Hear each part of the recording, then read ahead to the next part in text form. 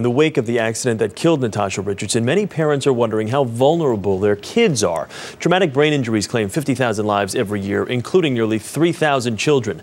Dr. Arno Fried is a neurosurgeon with Hackensack University Medical Center. He joins us this morning. Doctor, thank you for coming in. Good morning. The official autopsy report says, like we mentioned, an epidural hematoma, which I understand is bleeding between the skull and the brain's covering. Now, if it's that difficult to diagnose in adults, how much more difficult is it with kids? Well, kids are totally different than adults. And an epidural hematoma is a true neurosurgical emergency because it comes on so quickly.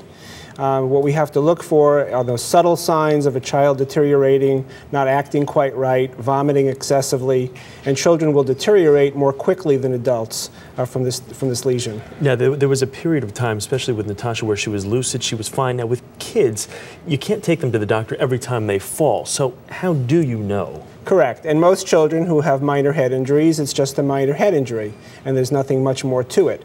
But when a child is not acting right, when they're vomiting excessively, and always we listen to the parents. When a parent says, my child is just not right, the best thing to do is take them to the emergency room, get a CAT scan. Trauma centers are so prevalent in our area that a CAT scan will rule out a serious injury like an epidural hematoma or some other type of traumatic brain injury. You've got some props here right now. How much pressure, with the fall that Natasha Richardson took, how much pressure was there on the brain and the damage that it was able to do as quickly as it did? Right. Well, here's the problem. The skull, the brain is in the skull, and the skull is a closed box, so there's no room for expansion. The brain, as you can see on this model here, has lots of little blood vessels on the surface.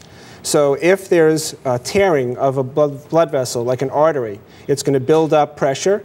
The skull can't expand, and that pressure is going to be transmitted to the brain. The brain is extremely unforgiving, and pressure will build up quickly, causing a person to become comatose, and then eventually it can be fatal. Some people call it the talk and die syndrome. Yeah, I've got to let you go here, but real quickly, how much difference would have been made if quicker treatment had been administered? Well, an epidural hematoma can be cured surgically. Okay, doctor, thank you very much. We do appreciate it.